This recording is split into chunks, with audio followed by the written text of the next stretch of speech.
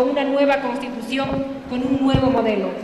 En estos días la ciudadanía se ha preguntado, ¿qué significa la Constitución? ¿Qué significa aquello de definir el Estado en el marco del respeto a los derechos humanos?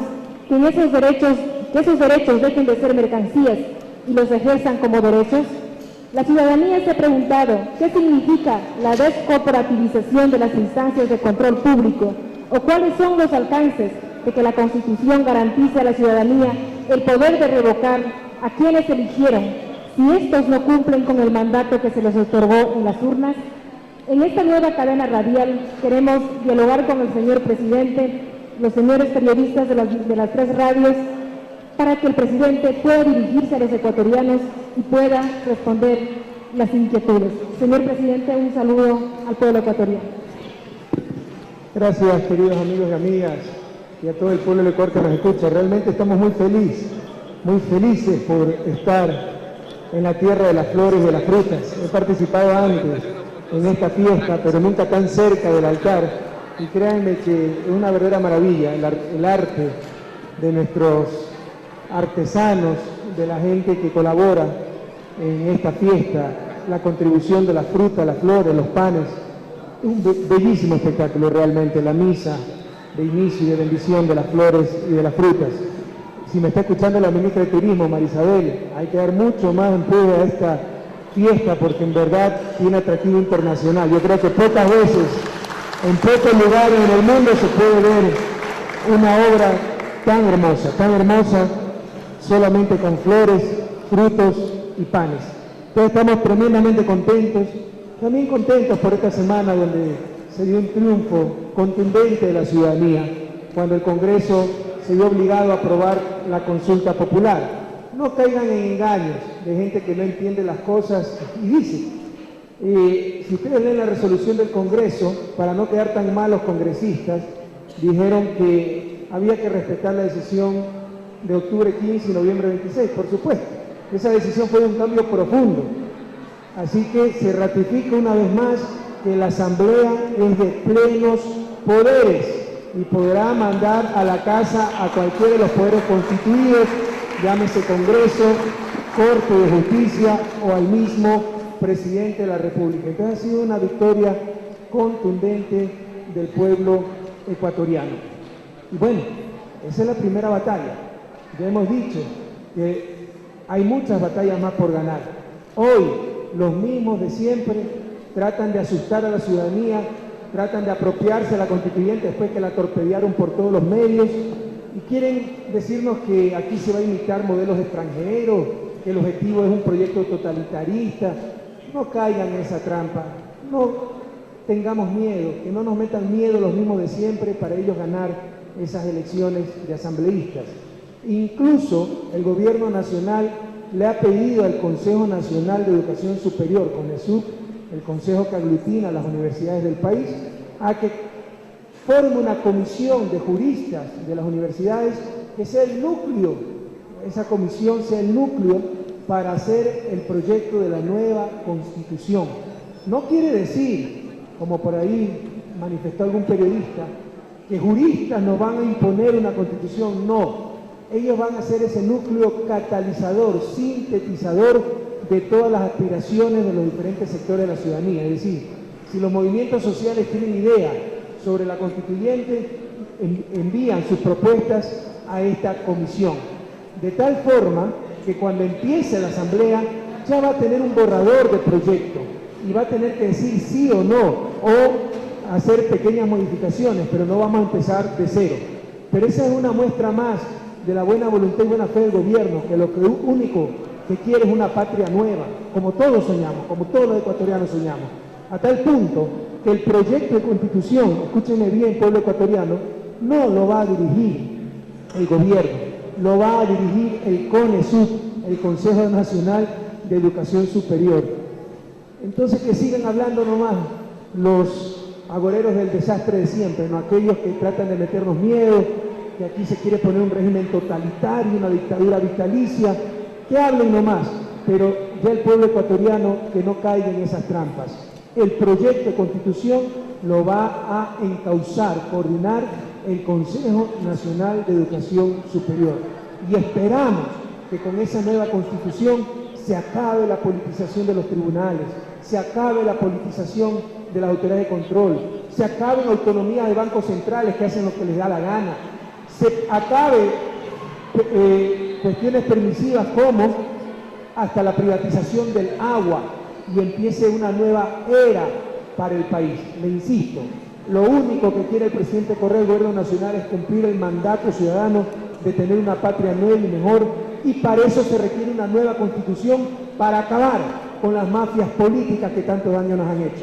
Esas mafias políticas, los Gutiérrez, los Noboa, los Pedro Cordero, sabiendo que van a estar liquidados, ya quieren meter miedo, decir que es un proyecto totalitarista, etc.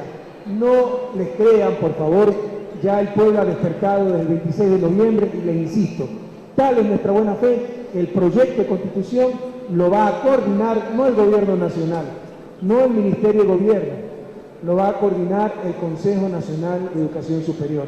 Así que hay buenas noticias, compañeros, la patria despierta irreversiblemente y juntos, con la moral en alto, con fe en nosotros mismos, como siempre les digo, somos invencibles.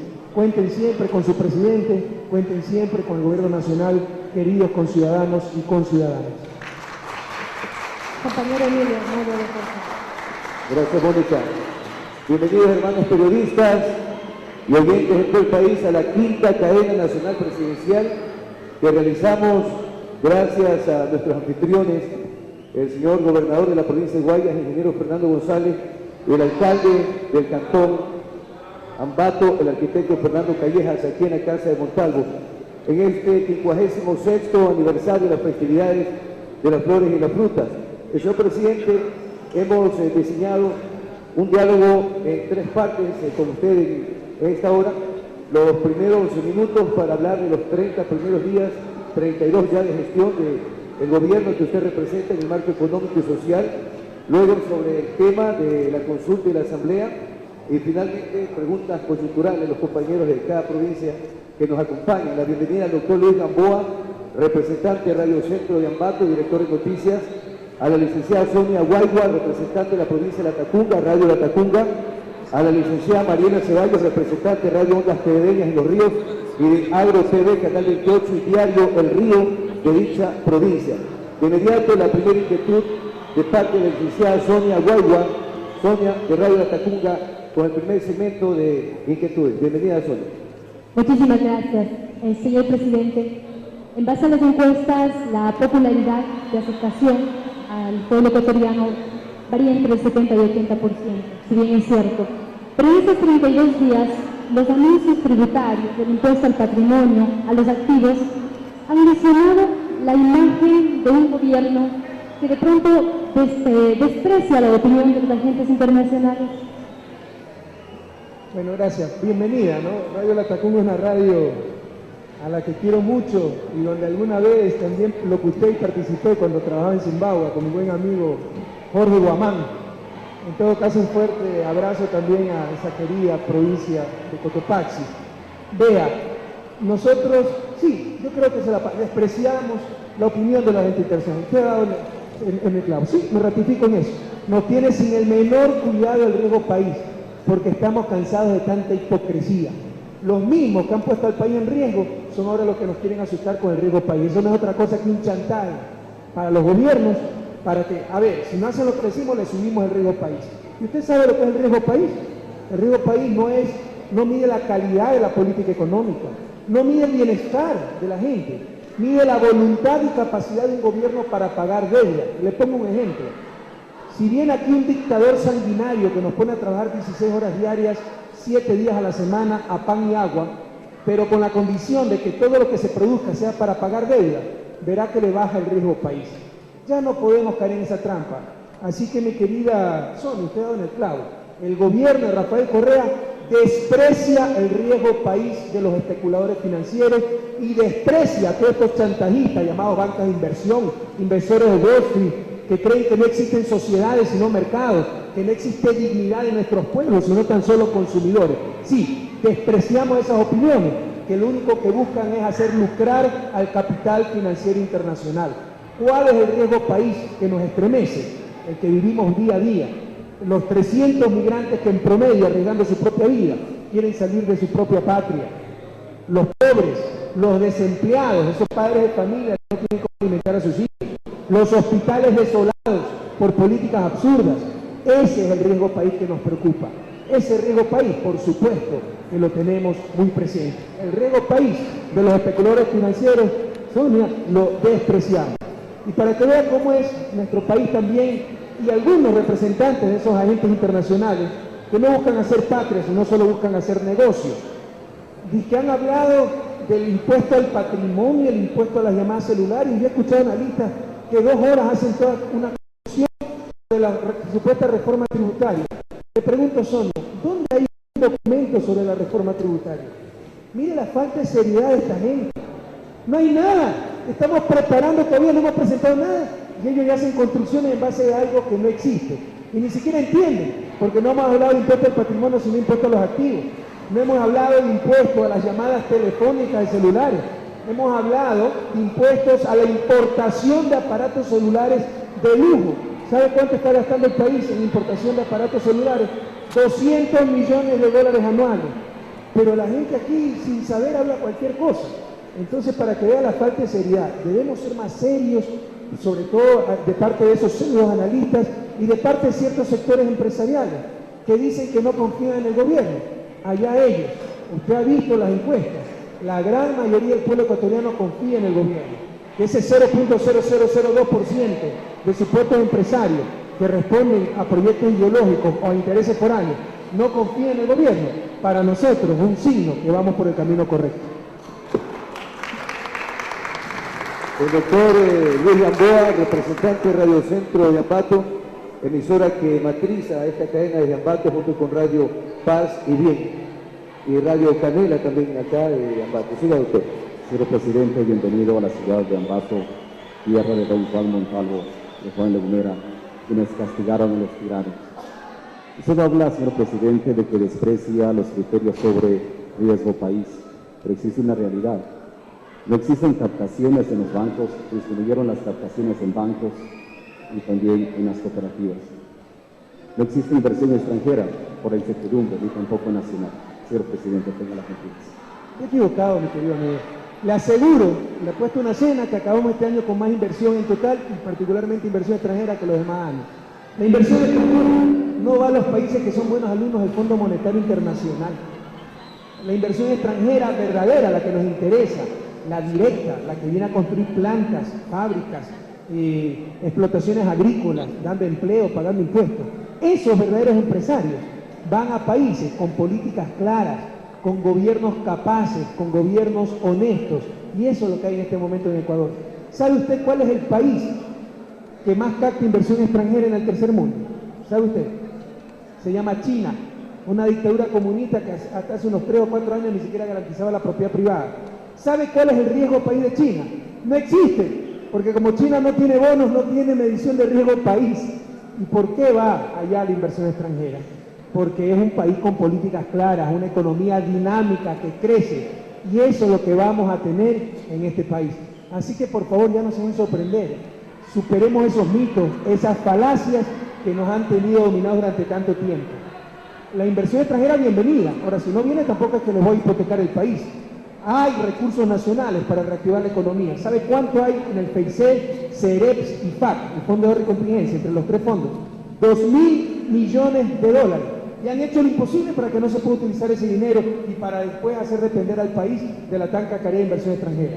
Bienvenidos los verdaderos inversores extranjeros, pero si no vienen, allá ellos. Yo no les voy a poner de rodillas al país, y este país crecerá con los recursos que tiene el Estado y con los recursos que tiene un sector privado patriótico que respalda un gobierno verdaderamente nacional y que está en función del bien público. Le aseguro que la inversión este año crecerá y entrega la inversión extranjera, porque la inversión no viene a los países buenos alumnos del Fondo Monetario, sino a los países con gobiernos, con políticas claras, con manos limpias y con mentes lúcidas para guiar la economía. Y eso es lo que, gracias a Dios, en este momento tiene la República del Ecuador. Licenciada Mariela Ceballos, representante de Radio Ondas TVN. Mariela. Bueno, muy buenos días, colega, señor presidente, muy buenos días. Reciba un saludo efusivo de los periodistas de la provincia de Los Ríos y asimismo del pueblo riocense.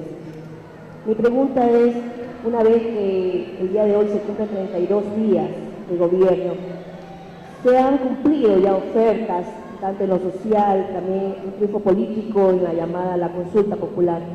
Sin embargo, en el resto hay problemas y demoras. Economista, ¿cree usted que insistiendo en atar el destino de su gobierno a la constituyente le traerá graves consecuencias en lo posterior o no? No le escuché otra parte. Insistiendo. En atar el destino de la constitución. Mariela, ¿me podría decir primero en qué ha habido demora? Procesos de cuestión de pagos, de haberes, de la salud, pues. No, eso en todo eso estamos totalmente al día, pese a que recibimos un hueco fiscal de 900 millones de dólares. ¿En qué otra cosa, según usted, estamos en demora? Me refiero al ámbito social, en cuanto a la educación, en cuanto a lo de María, la salud. con todo cariño, creo que está equivocada. Hemos aumentado 200 millones para educación, 200 millones para salud, y se aumentará mucho más en el ejercicio presupuestario y ejercicio fiscal, porque yo declararé en emergencia esos sectores. Se han empezado campañas de vacunación sobre el dengue. El Ministerio de Bienestar Social también está con todos los motores llevando adelante diferentes programas. El Ministerio de Vivienda, recuerde que en estos 32 días, hasta para propios y extraños, aliados y opositores han tenido que reconocer que parecen 2 años, no 32 días. Hemos duplicado el bono de desarrollo humano, hemos dictado el decreto, falta implementarlo, de reestructuración de deuda de los pequeños agricultores con el Banco Nacional de Fomento, hemos duplicado el bono de vivienda, ya en marzo lanzamos el plan de microcrédito masivo y seguimos con todas las políticas que ofrecimos. Creo que no me expliqué bien. Yo creo que estamos adelantados, no atrasados. Mi pregunta era acerca de que usted, tanto que apoya, hace campaña acerca de la Asamblea Constituyente, Bien. ¿no quedarán atrasados los problemas sociales? No, yo no soy de, como alguna vez le dije a un diputado, de aquellos que no puede caminar y masticar chicle al mismo tiempo, porque no se puede hacer 2 cosas a la vez, ¿verdad? Nosotros hacemos 10, 15 cosas a la vez y hacemos extraordinariamente bien y inmediatamente. Gracias a Dios tenemos un equipo humano maravilloso aquí mismo de la ciudad de Ambato. Es nuestra ministra de Bienestar Social, Janet Sánchez, una mujer extraordinaria. Ella les puede informar de todo lo que hemos avanzado en estos 32 días. Por supuesto, falta mucho más por hacer, pero quiero decirles que vamos a una velocidad bastante apreciable. Hemos tenido que luchar con grandes obstáculos. Por decirles algo, yo como presidente de la República tengo 28 entidades adscritas directas a la presidencia. ¿Cómo se puede manejar eso? Es un absurdo. Todo eso estamos racionalizando, hemos creado nuevos ministerios, hemos creado nuevas secretarías, hemos eliminado otras tantas, la Secretaría de la Presidencia de la República, o sea, hasta para administrar el Palacio de Carondelet se daba el rango de secretario de Estado de ese tipo. Ahora tenemos tan solo un administrador, se ha eliminado el SODEN, la Secretaría de Objetivos del Milenio, eso debe ser un eje transversal que debe estar en todas las instituciones. Se eliminó el CONAN, que fue el inicio del neoliberalismo, y que lo único que sirvió fue para enriquecer a una rosca de consultores, porque de ahí no he hecho nada. Entonces, hemos avanzado a un ritmo bastante alto, pero no estamos satisfechos. Hay que avanzar mucho más rápido y falta mucho más por hacer. Pero no nos engañemos. Si no hay esa reforma política, siempre estaremos a merced de estas mafias. Por ejemplo, ustedes han visto lo que se trató de hacer con el fiscal. Contratan imponernos un fiscal a la fuerza, que hubiera sido el principio del fin del gobierno, porque en la elección de ese fiscal era iniciarme y derrocarme, ¿verdad? Fíjense lo que se trató de hacer con la consulta, burlarse de los finales del 80% ciudadanos, lo que supuestamente son los representantes. La manipulación del tribunal electoral, el tribunal está completo por los que controlar que son los políticos. Eso es absurdo, no puede gustar. Si no, no habrá gobernabilidad. Además, la política de estabilización económica que permite que se pasar el agua por sacar. Por todo eso se necesita una nueva constitución. Entonces, nosotros no creemos que la Asamblea y la nueva constitución es todo. Es suficiente para salir del desarrollo, pero sí es necesaria para poder gobernar y sacar el país adelante, o siempre estaremos a merced de estas mafias políticas.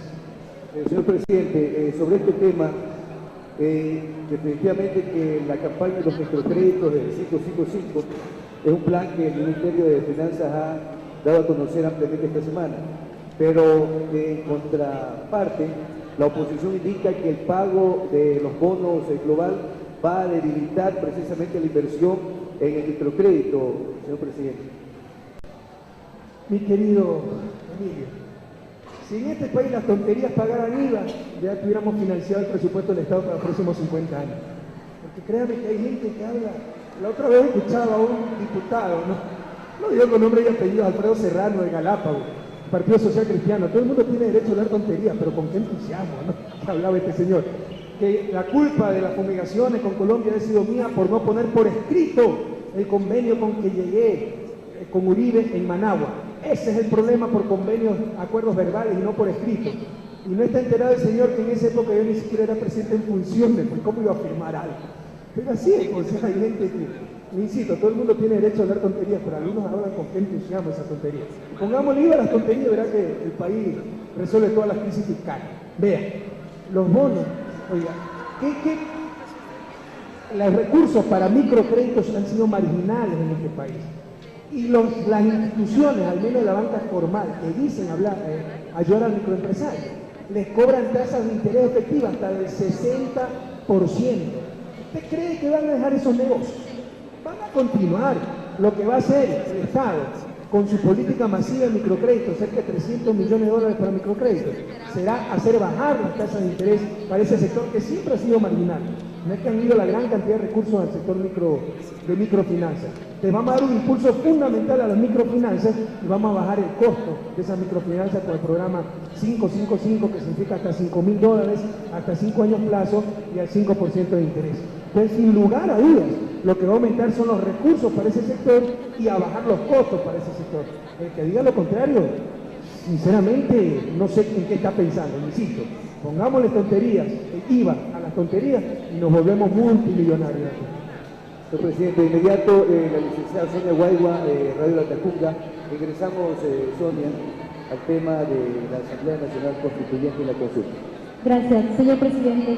Yo quiero entablarle, más que una pregunta, algunas inquietudes que yo las he recogido con la gente, con mi provincia respecto a este tema de la Asamblea Constituyente. Si bien es cierto, sabemos qué es lo que quiere fundar la Asamblea Constituyente, pero podemos tener 3 escenarios en el momento ya de la Constituyente. El primero, un escenario inmovilista, uno que de pronto no va a haber mayoría, no se va a perder el Congreso ni nada de eso. La situación permanece y Correa será que pierde el poder. Sí, puede ser esa situación. Nosotros estamos cumpliendo nuestra parte con la historia. ¿Qué dijimos? Vamos a esa consulta popular, no íbamos a claudicar para la Asamblea Nacional Constituyente. Lo hemos logrado. Ya el resto está en manos del pueblo ecuatoriano de cumplir su rol histórico. O vota por los mismos de siempre, por los Gutiérrez, por los Novoa, por los Febres Cordero. Y continuamos en el saqueo patrio, continuamos expulsando compatriotas, continuamos con la inequidad con un país entregado al Fondo Monetario, a Wall Street, a los tenedores de deuda, o cambiamos en forma verdadera. Ese sería el escenario optimista al que usted quiere entrar. No, ese es el pesimista en caso de que la ciudadanía beneficie con sus votos a los mismos de siempre. Yo no puedo garantizar eso. Es el pueblo ecuatoriano el que elige. Pero allá ellos, cuidado, por ejemplo, si la Asamblea la gana, la oposición, lo que ahora quisieron torpedear la Asamblea y verán que se van a vestir de oveja y decir, defendimos la Asamblea, los Gutiérrez, los Novoa, los Febres Cordero. Si esos grupos que están unidos ganan la Asamblea, sencillamente yo me tengo que ir a la casa y tendrán de presidente Nueva Gutiérrez, por ejemplo. Si eso es lo que quiere el pueblo ecuatoriano, bueno, vote por esos grupos. Si queremos un cambio, vote por los candidatos de la ciudadanía para acabar con estas mafias que tanto daño nos han hecho, que han saqueado al país, Petroecuador, el Ministerio de Energía, con ATEL, con ELEC, que han hecho millonarios a sus familiares. Vaya a ver cuánta plata tiene este señor Guilmar Gutiérrez, por favor. Entonces, si queremos un cambio, voten por los ciudadanos, por los candidatos a la ciudadanía. Si quieren lo mismo de siempre, voten por los Gutiérrez, por los Novoa y los Febres Cordero. Podría presentarse un escenario optimista también, señor presidente. Correa podría ganar, teniendo un acuerdo de mayoría, teniendo 66 diputados. O 66 asambleístas. Esa es la aspiración. Que el pueblo ecuatoriano nos dé su respaldo para poder hacer los cambios que todos anhelamos. Despolitizar las cortes, despolitizar las autoridades de control. Fíjense, ayer yo he tenido que escoger un contralor en una terna que constitucionalmente me ha presentado el Congreso. Pero los 3 eran de Sociedad Patriótica. Entonces, ya dirán, ahí está el pacto, en ningún control de Sociedad Patriótica. Los 3 son de Sociedad Patriótica. El pacto se dio en el Congreso. ¿Usted cree que el contralor, un funcionario tan importante, debe venir al Congreso? Eso lo debe elegir algún órgano representativo de la sociedad civil, por ejemplo la Comisión Cívica Anticorrupción. Entonces, todas esas cosas hay que pensarlas muy detenidamente y hay que reformarlas. Entonces, necesitamos cambios fundamentales. Si, por ejemplo, recuperar nuestro petróleo, por ejemplo, evitar que se privatice hasta el agua, por ejemplo, garantizar que la seguridad social no se vaya a privatizar, etc. Para todo eso se necesita esa mayoría en la Asamblea Constituyente. Le insisto, si la ciudadanía no nos beneficia con esa mayoría, quiere decir que quisieron lo mismo de siempre. Y ya es cuestión de ellos. Yo he cumplido con mi parte de la historia, que fue permitir, viabilizar esa consulta popular y la Asamblea Constituyente. Ya le corresponderá al pueblo ecuatoriano cumplir el resto del rol histórico. Doctor Luis Gamboa, le ruego a los compañeros una pregunta tras de pregunta y vamos a ampliar en muchos detalles sobre el tema de la Asamblea. Siga, doctor. Señor presidente, usted señaló de que si las tonterías pagaran IVA, fuésemos millonarios. En este contexto, ¿considera que no fue una imprudencia de su parte poner en manos de la Asamblea Constituyente su cargo? De ninguna manera. Si eso lo único que hace es relevar que la Asamblea es de plenos poderes. De hecho, por definición, una Asamblea de plenos poderes está en las manos de esa Asamblea el Congreso Nacional, la Corte y el Presidente. Vean, el Poder Ejecutivo, el Poder Judicial y el Poder Legislativo son los que se llaman los poderes constituidos. El Poder Constituyente, que es la Asamblea, es superior a esos poderes constituidos, los puede limitar, reformar, disolver, etc. Yo lo que he tratado de demostrar es que esa Asamblea es de plenos poderes, para evitar la trampa que nos quiere poner el Congreso y ciertos periodistas al decir, con lo que dijo el Congreso, que hay que respetar la voluntad popular de octubre 15 y noviembre 26, ya la Asamblea no es de plenos poderes y no puede disolver el Congreso. Falso.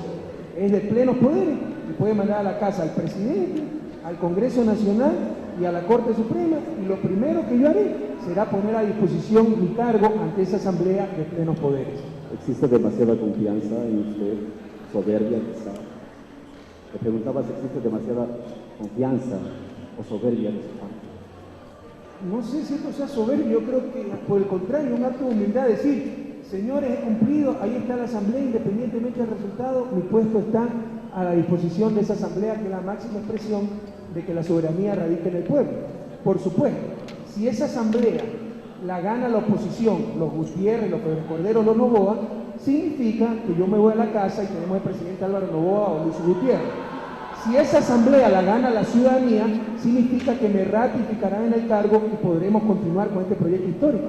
Pero le insisto, yo por el contrario, no entiendo por qué dice que será una muestra de soberbia, si antes una muestra de humildad al decir, señor, yo soy un simple instrumento del poder ciudadano y aquí está mi cargo a disposición de esa Asamblea. Licenciada Mariela Ceballos, Junta GBL. Economista Correa, ¿cómo va a prevenir el exceso de candidatos inscritos para la Asamblea Constituyente al no haber un límite de firmas de respaldo? Eso es lo que sacó el Congreso, pues es una cantinflada que no va a pasar. Mire, el Congreso cayó en su propia trampa. Primero, como siempre hemos mantenido, para nosotros la consulta está en el Tribunal Supremo Electoral, no está en el Congreso. Si el Tribunal Supremo Electoral la mandaba a la Comisión Jurídica, al Tribunal, al Congreso, a la China, a la Conchinchina, es problema de ellos. El Tribunal es el que nos responde a nosotros. Pero todo el mundo sabía que la discusión, el argumento del Congreso era que no teníamos capacidad como Ejecutivo de convocar esa consulta. Ya han reconocido esa capacidad, cayeron en su propia trampa, ya han dicho que sí, que el presidente siempre tuvo la razón y podía convocar a la consulta. Ahora nos quieren meter otros goles, ¿verdad? Reformar el estatuto, pero eso nunca estuvo en discusión. Lo que estaba en discusión es que si podía o no convocar a consulta, y han reconocido que sí. Dado que ya a nadie le queda la menor duda que el presidente puede convocar a consulta, el estatuto y el reglamento le corresponde al Poder Ejecutivo y lo consensuaremos con el Tribunal Electoral, no tenemos problema porque son ellos los que tienen que organizar, pero no vamos a permitir que un Congreso nos imponga un estatuto a su medida. Así que esa cantinflada, esa demagogia para boicotear la Asamblea, de no tener firmas, con lo cual habría 20.000 candidatos y triunfarían los partidos, no la permitiremos. Se mantendrá el hecho de que ciudadanos y partidos tendrán que recoger el 1% de las firmas para inscribir candidatos asambleístas. ¿El Ejecutivo y el Tribunal Supremo ya han llegado a algún acuerdo? Sí, estamos conversando para agilitar lo más posible la consulta. Señor presidente, respecto a una inquietud que existe de la participación de Alianza País será individualmente o se va a liderar un gran bloque progresista, como han sugerido representantes del MPD, Pachacuti, socialismo, etcétera, para enfrentar al gran bloque de la derecha representado por Sociedad Patriótica, PRIAN, Partido Social Cristiano, DC, señor presidente? Nosotros siempre hemos sido partidarios de la unidad. Alianza País, su propia conformación es de unidad. Aglutina cerca de 200 movimientos y organizaciones ciudadanas, sociales, profesionales, etc. Siempre buscaremos la unidad. Pero más allá de eso, la unidad de criterios, qué es lo que queremos con la constituyente. Y eso vamos a empezar a construir en esta segunda etapa, una vez ganada la batalla política del sí a la consulta. Ahora sí, ¿cuáles son las propuestas? ¿Qué es lo que queremos hacer con la nueva constitución? Entonces lo vamos a empezar a plantear, para que en el caso incluso en que no vayamos juntos, todos mantengamos el mismo discurso. Pero si me pregunta a mí, yo creo que eso es la unidad, porque la derecha y los grupos de siempre se están uniendo. Gutiérrez está unido a Álvaro Novoa, está unido a Félix Cordero, y a la banca internacional y a toda esa gente que quiere seguir teniendo como rehén al país. Entonces habrá que enfrentarlos, las fuerzas nacionalistas, patrióticas, cívicas, tenemos que enfrentarlos con unidad. Entonces, esa es mi postura, pero ya dependerá pues de los demás grupos de la tendencia. Licenciada Sonia Guaigua. Gracias. Bueno, yo presentaba, tenía 3 inquietudes sobre estos 3 escenarios que se presentarían en el momento de la constituyente. También es bueno conocer, señor presidente, en caso de presentarse un escenario pesimista, se puede dar 2 opciones. Usted pierde el poder, se va, como usted lo ha aceptado. O también se puede dar la oportunidad de seguir en el poder, pero sin poder. No, para eso me voy más a mi casa. Vea, créanme, las personas que me conocen saben que soy sincero. Y mi corazón no está en el poder, está en el servicio. El Evangelio dice: donde está tu tesoro, está tu corazón. Mi tesoro no está en el poder, no está en los privilegios. Me molesta mucho incluso la seguridad con que tengo que andar, etc. Mi corazón está, y mi tesoro está en el servicio, sacar a mi patria adelante. Si no voy a poder hacer eso, y solo voy a calentar un puesto y ser uno más del montón de traidores, impostores que hemos tenido en la presidencia de la República, créame que prefiero irme a mi casa. Aquí yo estoy para ser instrumento del poder ciudadano, instrumento de cambio, instrumento de esa revolución ciudadana.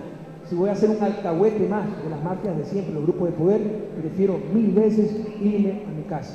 Mi ambición, yo no tengo ambición, yo no busco el poder por el poder, yo busco el poder para servir al pueblo ecuatoriano, y si no puedo servirlo, prefiero, insisto, irme a mi casa. Doctor Luis Gamboa.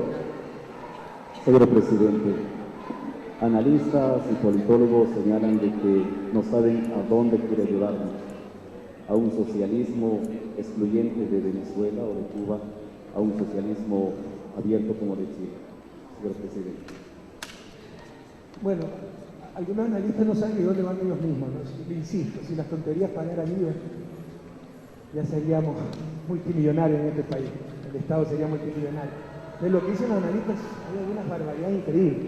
Yo creo que pocos gobiernos han tenido postulados tan claros, inclaudicables, como el nuestro. Yo en la campaña dije: no me importa el riesgo país de los especuladores financieros, se los acabo de repetir hace algunos minutos. Eso demuestra claramente hacia dónde queremos ir, cuál es la clase de gobierno que tenemos. Y sí, la clase de gobierno que queremos es un socialismo del siglo XXI, que está triunfando en toda América Latina y yo diría en el mundo. ¿Cuáles son las características de este socialismo del siglo XXI? Sociedades venciendo a los mercados, no como ahora, que en nombre de esas entelequias llamadas mercados, las sociedades han sido destruidas. Ya no hay ciudadanos, hay consumidores, ya no hay países, hay mercados.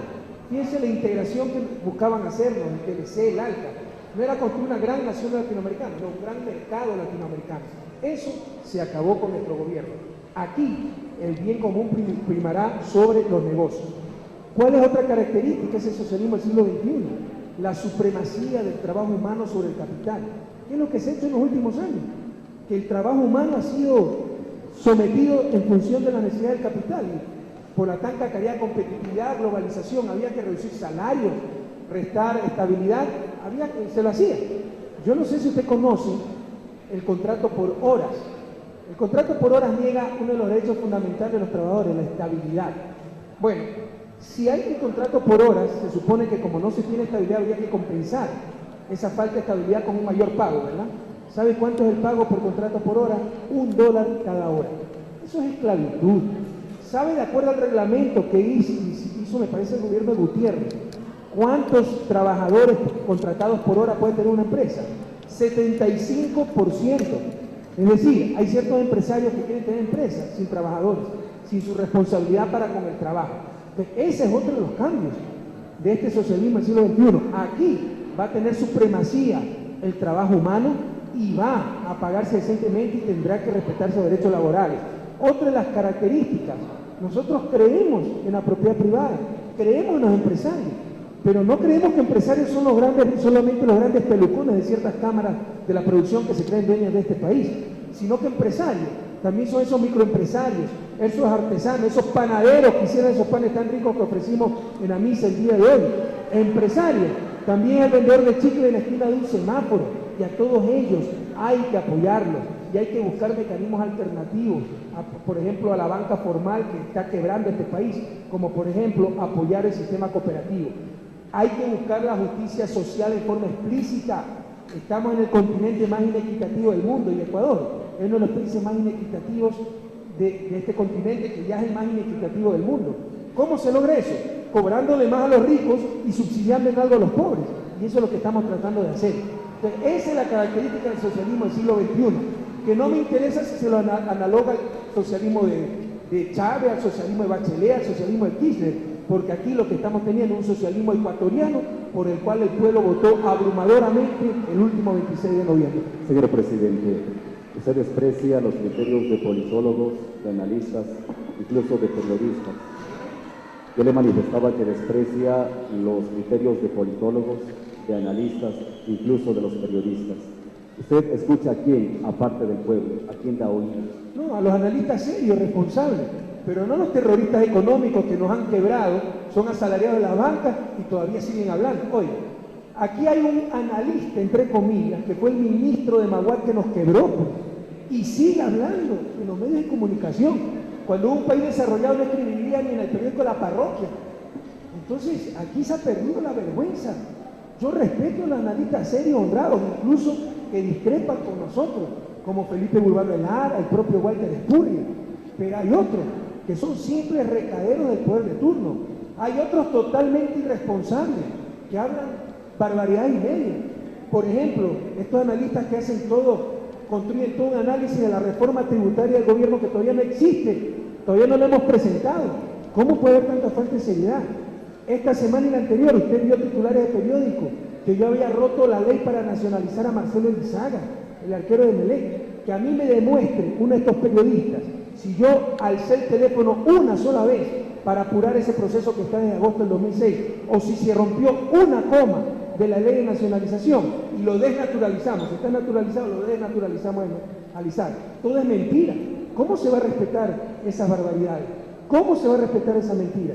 Nadie puede hacerlo, eso es parte de la corrupción. Pero por el contrario, esos analistas y periodistas serios, que sí los hay, y muchos, tienen nuestro total respeto. Licenciada Mariela Ceballos. Presidente, el proceso hacia la constituyente involucra un comicio. ¿Cuál sería el costo de este comicio? El costo del comicio No tengo los costos, no sé, pero cuidado, también caemos en el discurso del poder, que es muy costoso la consulta popular y los asambleístas. En ese sentido siempre va a salir más barato una buena dictadura, ¿verdad? No caigamos en esa trampa. Cueste lo que cueste en una democracia, tiene que permitirse al soberano expresar su voluntad. Entonces, eso es precisamente lo que vamos a hacer, independientemente del costo. Señor presidente, ¿cómo se va, así como ha anunciado usted que el Estado va a financiar y regular una campaña de igualdad y equidad, cómo se va a evitar la publicidad subliminal que hacen partidos que tienen consejos provinciales, municipios, y que hacen una campaña directa y rompen todo marco de equidad contra una población que intenta también dar a conocer su versión? Sí, va a ser muy difícil, sobre todo con tribunales electorales provinciales y nacionales en manos de la partidocracia. Por más que nosotros digamos, se prohíbe cualquier clase de publicidad, cualquier clase de dádivas, como en países como Brasil, para que ganen los más capaces, no los que más dinero tienen, siempre se puede hacer trampa. Es decir, árbitro del proceso, entre comillas, que es el Tribunal Electoral Supremo y los tribunales provinciales, están en manos de la partidocracia, puede permitirse muchas irregularidades. Por eso, sabemos que vamos a luchar con cancha inclinada y árbitro vendido, como ya lo hicimos en noviembre 26. pero cuando hay un pueblo decidido por el cambio, ustedes ven los resultados. Le dimos la paliza del siglo en noviembre 26 y espero que con ese pueblo decidido, la ciudadanía en los comicios para asambleístas le dé la paliza del siglo también a las mafias de la partidocracia. Vamos a la última ronda con las preguntas coyunturales provinciales. Licenciada Sonia Guaira. Gracias. Tomando en cuenta la situación real, el problema social de la zona centro del país, Cotopaxi, Tungurahua y Chimborazo, señor presidente, usted habló, cumplió ya con esta alza del bono de desarrollo humano. De pronto, ¿esto no es darles un facilismo a la gente? ¿O por qué no mejor darles alternativas de trabajo? ¿Pero cómo? ¿Construyendo desde qué base? Pero ¿quién dice que es excluyente? Vamos a reactivar esta economía. Quiero decir que en el 2003, 2004, cuando el riesgo país bajaba, el desempleo subía. Y se acabó en el 2004 con menos empleo que en el 2002. Para que vean lo que significa este riesgo país. No significa nada. Significa si se están llenando los bolsillos los especuladores financieros, no mide el bienestar del pueblo ecuatoriano. Entonces eso no es excluyente. Nosotros vamos a reactivar la economía. Pero cuidado, subestiman la importancia del bono. El bono sí tiene una incidencia importante en el nivel de pobreza. Y por si acaso, la ministra de Bienestar Social nos acompañó, ella es ambateña, Yanet Sánchez, ella les puede dar una explicación mucho más amplia, pero tiene una importante incidencia sobre los niveles para reducir pobreza, para aumentar tasa de matriculación, etc. Obviamente el sueño de todos es que algún día no tengamos que dar ni un solo bono, pero porque ya no se lo necesite, porque todo el mundo tenga un trabajo digno, con un salario adecuado. Eso es Exactamente. Mientras eso sucede, ¿cómo procesar esas alternativas de trabajo? Pero vamos a hacerlo, por ejemplo, con el microcrédito, con la obra pública, que se va a empezar en un par de meses en forma masiva, y para eso voy a recurrir a decretos de emergencia, porque aquí todo está hecho para que no se haga nada. Le insisto, en los fondos CEREX, FEICEL y FAC hay 2.000 millones de dólares, pero todo está hecho para que no se pueda utilizar nada. Entonces yo no voy a permitir que se burlen así del pueblo ecuatoriano y que ese dinero no sea utilizado para el desarrollo, sino para garantizar deuda. Y vía decreto de emergencia, y utilizando el cuerpo de ingenieros del ejército, por ejemplo, reconstruiremos la infraestructura vial, y eso es altamente dinamizador y creador de empleo. Pero también va a haber crédito masivo para los agricultores a través del Banco Nacional de Fomento, para microcrédito a través del Banco Nacional de Fomento y Corporación Financiera Nacional, y para mediana y gran industria a través de Corporación Financiera Nacional, que es un factor decisivo también para la reactivación de la economía y la generación de empleo. Entonces, cuidado, creen que nos hemos quedado del bono, no. Hay todo un programa económico de reactivación de la producción y del empleo, y con respecto al mismo bono hay condicionalidades, que el niño esté vacunado, que esté matriculado, y en el futuro vamos a empezar programas de cupones para alimentos y medicinas. Es decir, en lugar de recibir $30 voluntariamente, los que quieran decir solo 20 y 10 en cupones, que puedan comprar $12, con cupones de $10 comprar $12 en medicina. Entonces va a haber esas alternativas, como también va a haber alternativas de ahorro. Los que voluntariamente quieren dar $5 para un fondo común, recibir solo 25 y dar 5, en 3 meses podrían acceder a crédito de $500, $1.000, $2.000. Entonces va a haber una serie de programas complementarios al bono de desarrollo humano, pero teniendo como centro a este bono. Doctor Luis Gamboa. Señor presidente, los dineros para la reactivación económica y el asentamiento de los afectados por el volcán Tungurahua nos llegan.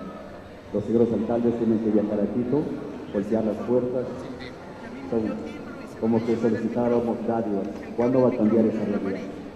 Bueno, ya está cambiando, señor Gamboa.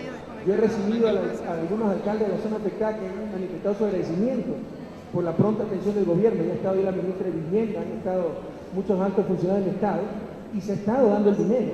Y si hay que darlo más, tenemos todo un equipo de coordinación de la emergencia del volcán Tungurahua. Y si hay que dar más, no hay ningún problema. Entonces, ya se ha estado actuando a ese respecto.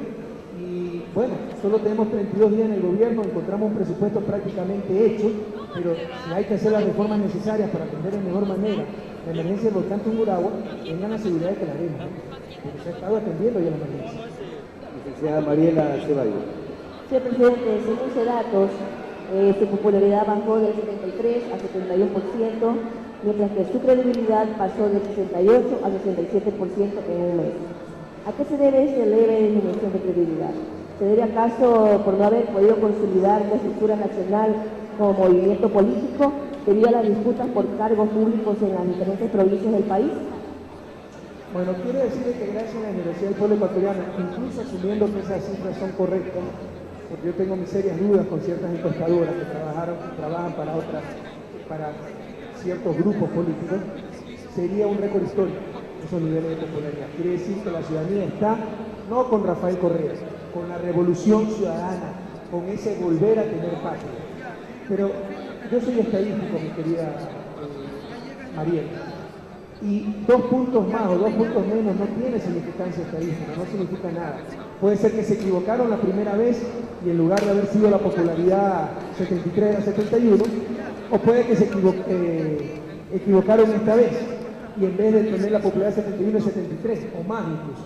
Entonces una variación tan pequeña no significa absolutamente nada. Para alguien que comprende estadística con esos datos no puede llegar a ninguna conclusión. A la única que podría llegar es que el nivel de apoyo popular se mantiene estable. Son variaciones muy pequeñas para decir bajó o subió. Porque, me insisto, pudo haber sido una equivocación anterior o una equivocación actual. Para llegar a una conclusión se necesitan variaciones de mayor tamaño. Señor presidente, para cerrar en estas inquietudes de los temas locales, esta semana dialogaron algunos representantes del sector metalmecánico y me pidieron que le traslade esta inquietud de que revise el gobierno la liberación nuevamente, que se permita importar chasis solamente para volver a desarrollar el empleo, el trabajo, y Ambato es una de las fuentes más importantes en ese sentido. Ahí usted ve una de las consecuencias de este liberalismo irracional, de este tener al mercado, la competencia, la globalización como fines en sí mismos, no como medios para alcanzar el fin, que es el desarrollo, el cual se logra a través de producción y generación de empleo. La industria metalmecánica de este país fue arrasada por la liberalización de importaciones. Antes se importaban solo chasis y aquí se construía la carrocería. Y ustedes recordarán las extraordinarias carrocerías que se hacían aquí en Ambato, la cantidad de producción y empleo que generaba. Todo fue arrasado por esta liberalización irracional. No, la modernización es competir. Eliminen aranceles, abran importaciones que nos inunden con buses ya acabados, incluso de países como China, donde se paga $1 de salario diario. ¿Cómo se compite contra eso?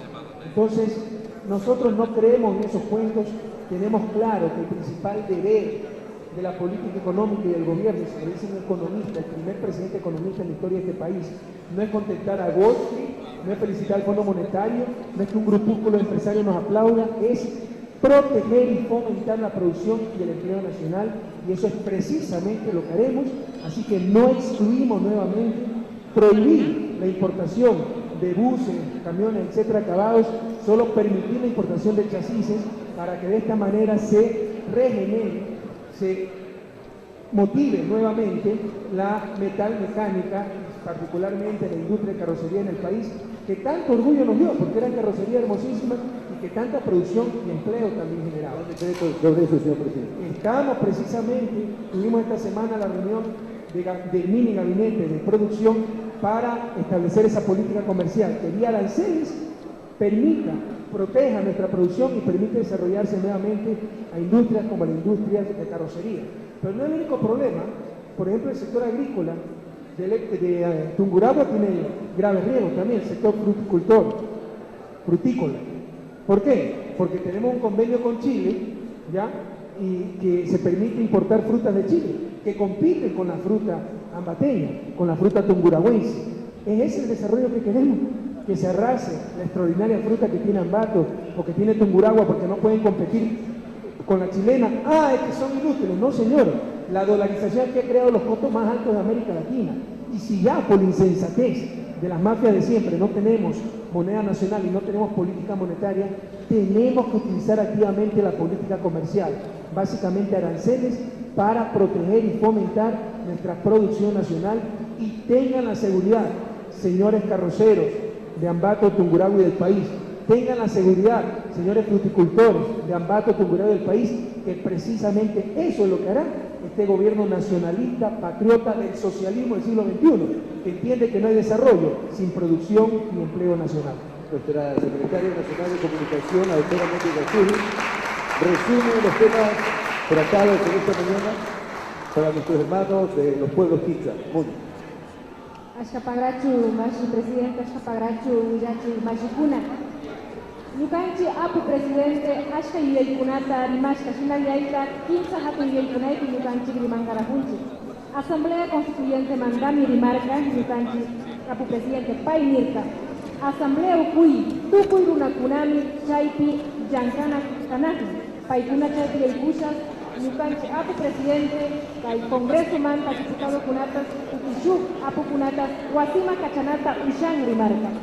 Chaymanta nirka, ñukanchika kay socialismo del siglo XXI, nishka yuyaykami ñukanchika. Imatakami kay socialismo del siglo XXI. Chayka una kumamanta chaykantawa, una kuna rechota chaykantawa, chaymanta ñukanchika gobierno regional. Chayaka rimarka kay boda de desarrollo humano, patrimonio, chayka rimarka una kunata de la cantaba humana, una kunata ansa ansa, chayka una kunata de la cantaba. Tungurawa uiku yaki kausa shtamanta yaki kumashtamanta yana pata una kunata kuasita kushu chayanta ni Ministerio de Bienestar Social, Ministerio de Salud, Ministerio de la Vivienda, chayanta ni yana kunata kasa kunata presidente una kunata nueva kasa presidente manchaku tuku kunata kuyachini chayanta kai ambato bakari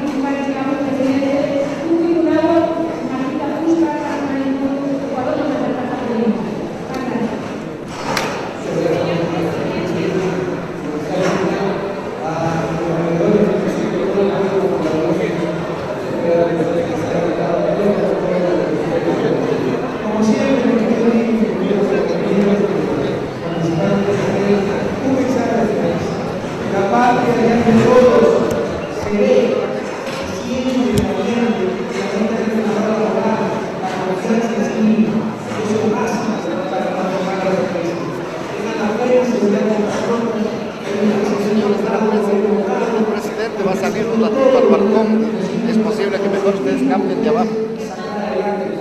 Les avisamos. Que son impacientes, evangélicos, que necesitan pagado, todo lo que tenemos. Pero nadie me puede ser ladrón, nadie me puede ser incompetente, nadie me puede ser parte. Y esas manos limpias, y esa mente lúcida, esos corazones abiertos para la paz, son necesarios para sacar el país.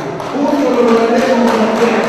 Adelante y que nos sigan abajo por la gobernanza, mientras que todos los